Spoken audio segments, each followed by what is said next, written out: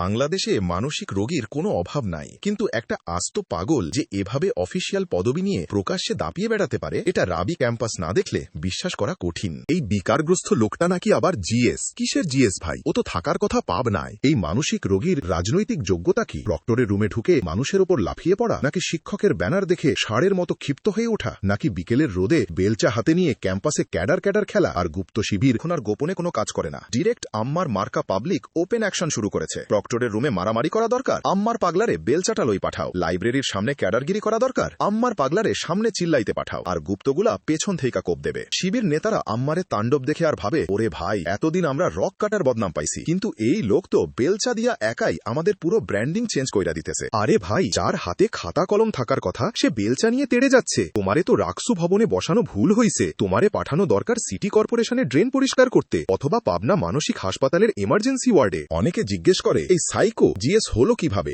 আরে ভাই, ভোটিং তো হয় নাই, হইছে ব্ল্যাকমেল। ভোটাররা দেখেছে ব্যালট পেপারে আম্মারের ছবি, আর পেছনে আম্মার বেলচা উঁচু করে দাঁড়ানো। ভোটার ভেবেছে ভোট না দিলে তো কাল সকালে এই লোক আমার হলের দরজায় বেলচা নিয়ে কোপাতে আসবে। ভয়ে সবাই সিল মেরে দিছে। উপাচার্য মহোদয়ের কাছে আকুল আবেদন, পরবর্তীতে রাকসুর বাজেট পাশ করার আগে একটা বড় সাইজের জিঞ্জির বা শিকল আর একটা স্ট্রেট জ্যাকেট কেনার বাজেট রাখবেন, কারণ এই বিকারগ্রস্ত মেন্টাল কখন কাকে বেলচা দিয়ে কোপ দেবে সেই দায় কিন্তু বিশ্ববিদ্যালয় এড়াতে পারবে না।